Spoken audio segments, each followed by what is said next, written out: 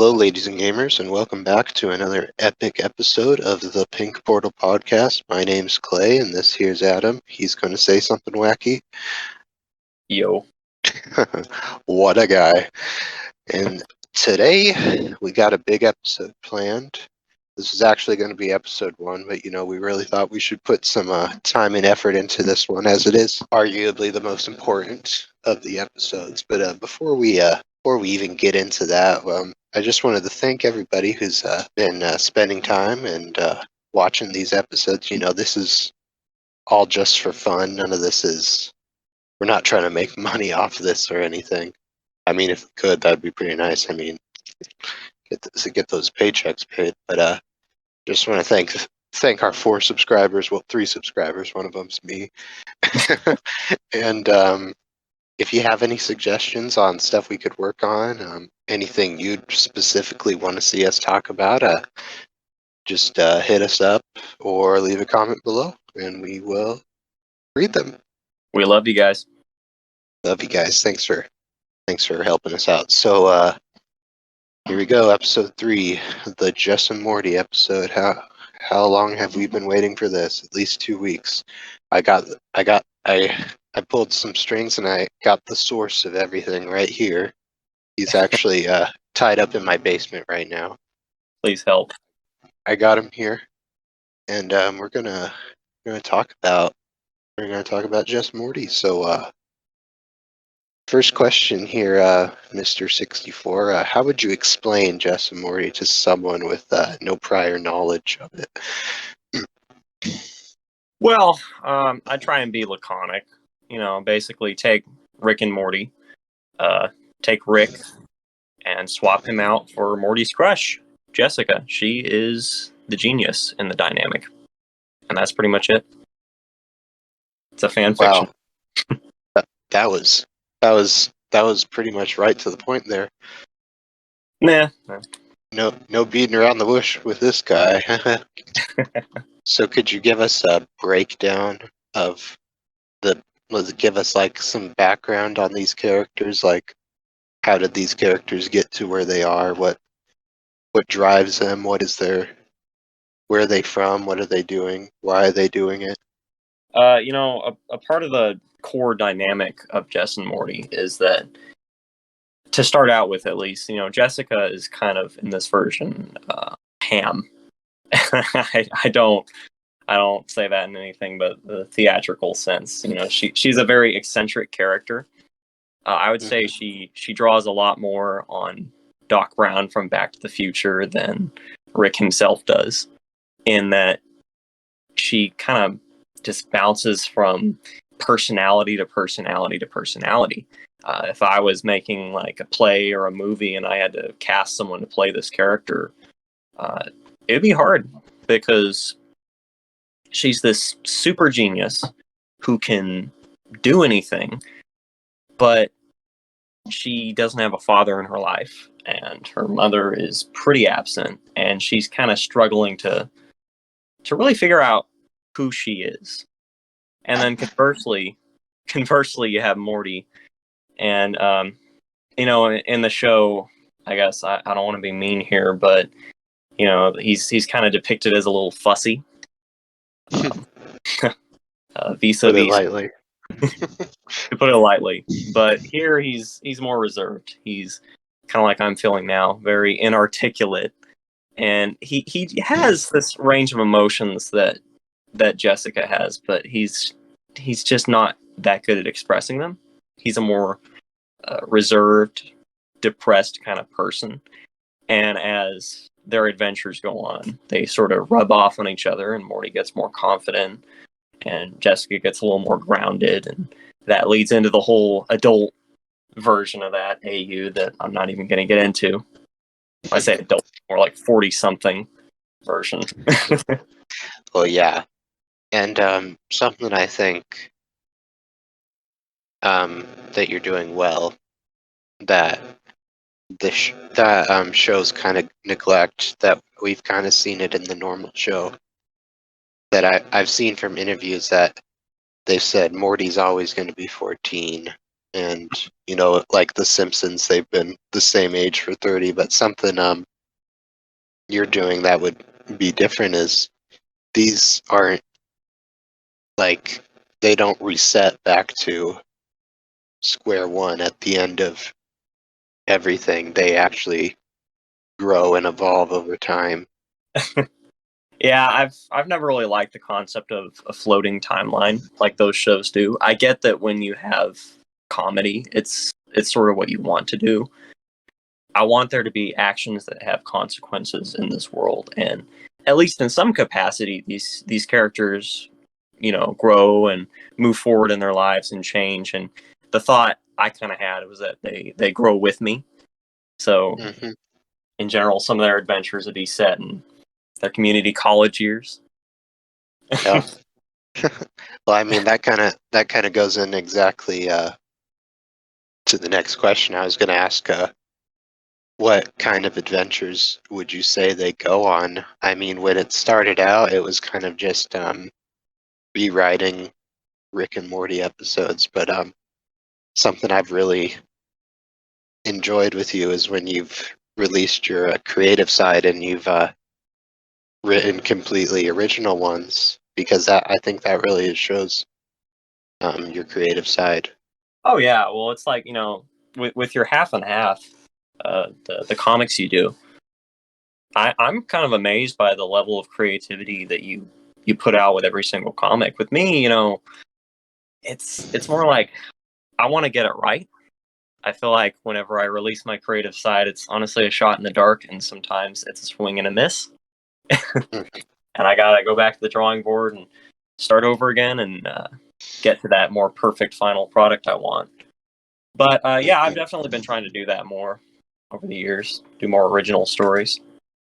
Yeah, and I think you know, when we tend to be more original with our stuff, it gives us more creative thinking to diverse ourselves from the source material.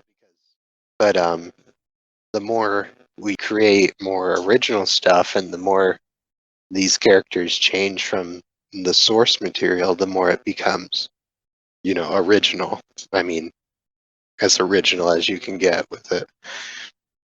You can take ownership, and I mean, despite again, by all means, being a Rick and Morty fan fiction and still taking a lot of cues from the show and using a lot of its characters and stuff. I mean, of course, this is, you know, I'm not writing a novel here, and I don't think I'm writing a novel, but I can say that I'm kind of, you know, doing my own thing here. I am writing my own story, and I can be proud of that, as proud as you are of your comics. Hmm. And I would definitely encourage people to get into fan art and fanfics and whatnot. It's just as valid as the original stuff. Hmm. It's just, you know, can't really make money off it. Yeah, Alas. that's a that's the one downfall. But Oh but then well. again, if these characters were completely original, I don't think you would have the same level of a fan base as you do. I mean, draw, drawing off other people's success is the best. Yeah, we were talking about that the other day. It's unfortunate you kind of have to catch someone else's wave there. Yeah, that's kind of the problem I'm struggling with. And you know, I try to keep everything as original as I can, but you know, when you're working with original stuff, you have less of a window to appeal to people. You know, they actually have to, like, they don't have anything there that's recognizable that they would be attracted to. You know, so that's Yeah, I mean, there's yeah. downfalls in both of it, honestly, but In being a content creator, honestly, half the time it feels more like you're a salesman. yeah. It's a big part of it.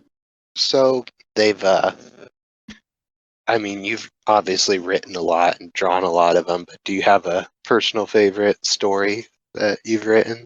Or Man, not that like a specific favorite, but just like Like, do you have a few off the top of your head that you really look back on and you're like, that was one of my better ones? You know, I feel like while I like doing the adventures, I like doing the whole grand narrative thing. I feel like my writing for these characters, at least, is strongest in kind of the one-offs, the fluff pieces. Mm-hmm. I forget the name, but I wrote one, like, I think it was 2 or 3 years ago, where it's like Morty's sick and Jessica chooses to stay with him, stay by his side, even though he's sick and even though she'll get sick. I, I forget. Did you remember what the name of that one was? Don't ask me. Um, is this like pre Clay timeline, or is this like early Clay timeline, or when are we talking here? I feel like this was pre.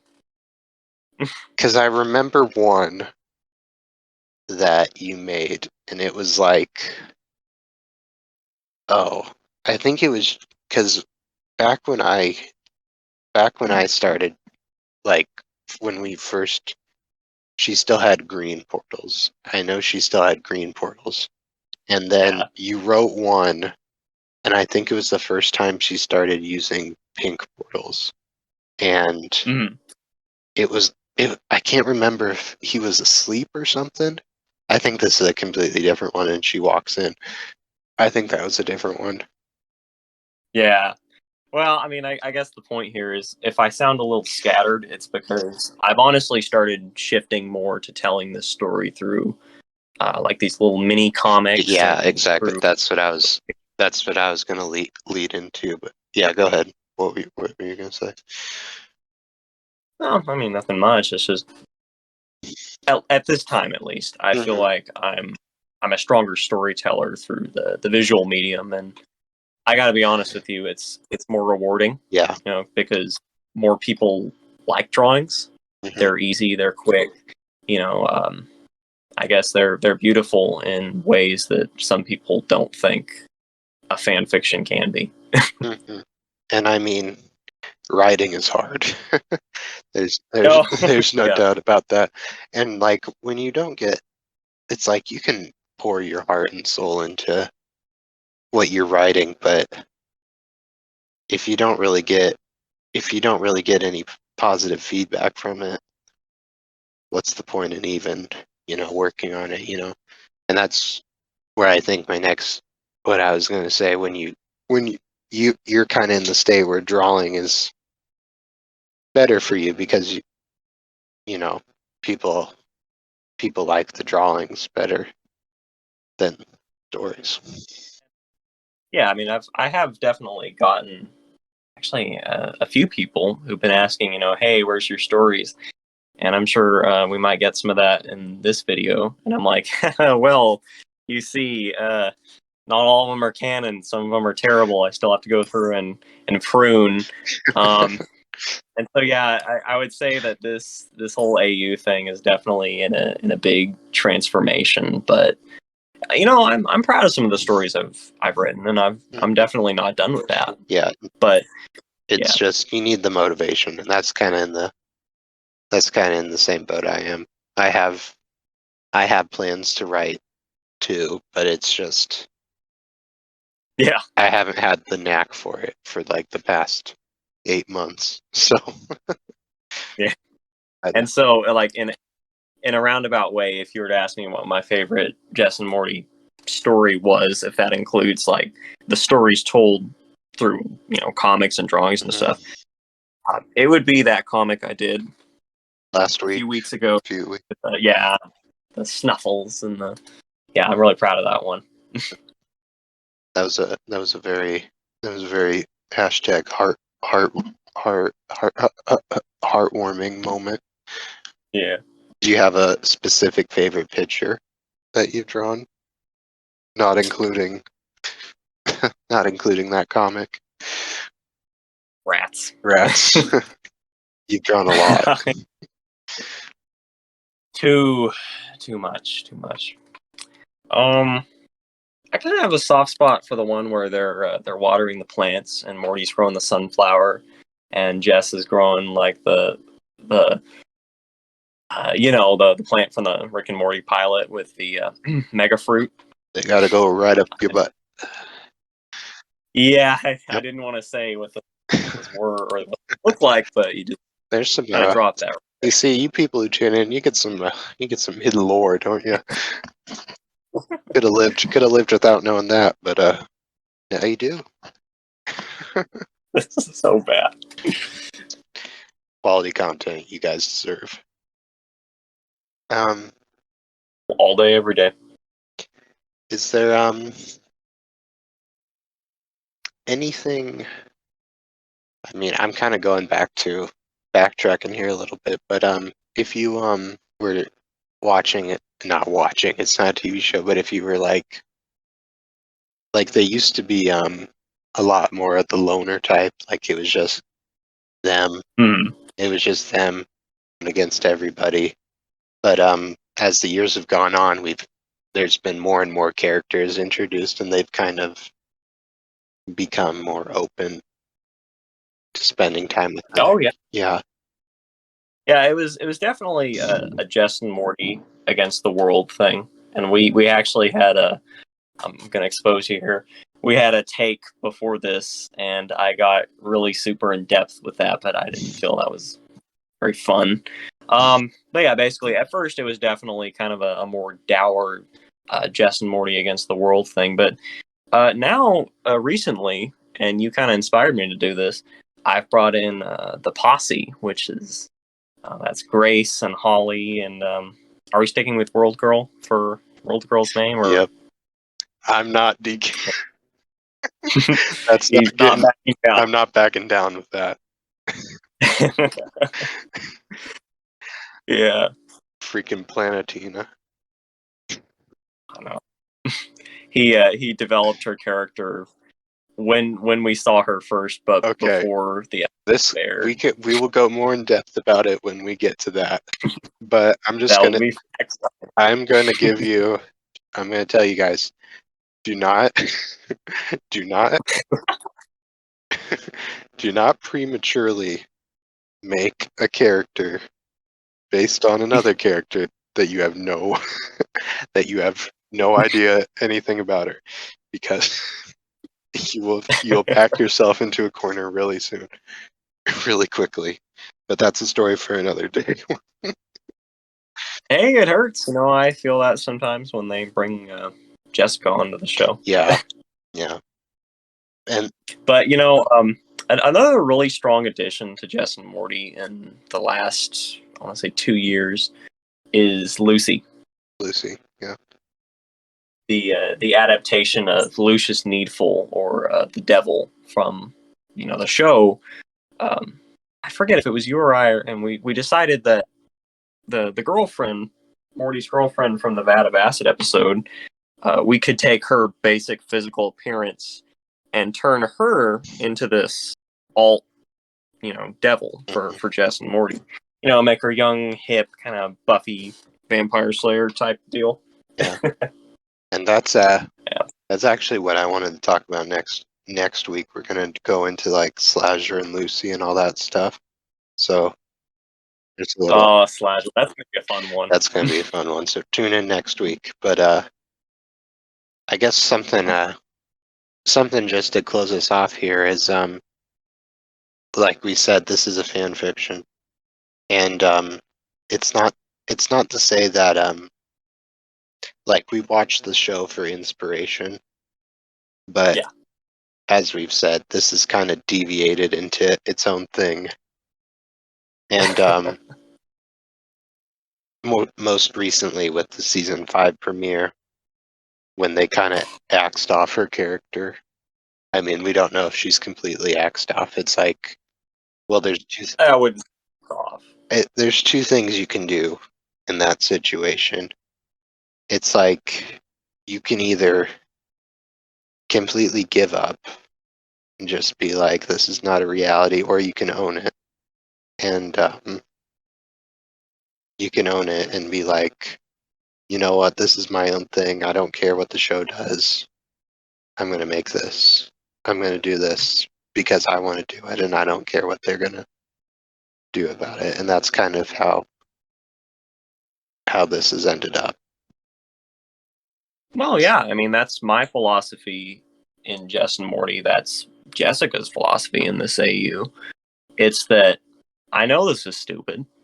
I admit outright that this is a dumb self-insert shipping fanfic, and I don't care. It's my thing. Mhm. Deal with it. Mhm. That's very admirable. I'm literally hosting a podcast with my celebrity idol right here. No, please, no autographs, no flash photography. But yeah, so it's obvious there's a lot of time and effort put into this. I know you work really hard on all of these things, and it really shows in the quality of work that you pump out. And I think I try. that's why you've gained popularity from this so much. So we're speaking for the fans. We're really thankful for what you do, and we will support you through this. So I appreciate that. so that's all I really got. We had a nice little chat here. Like I said, we appreciate the time and effort you put onto it, and we're glad we have it. So thank you for everything you do, Mr. 64. Gracias. No problem, amigo. Amigo. So that's all we got for this week. Thank you for sitting through this and listening to us scatter. Like I said, next week we're going to focus on Miss Lucille and Slasher and those wacky characters. So thanks for tuning in. And you want to say anything before we head out, Mr. 64? So long, Bowser.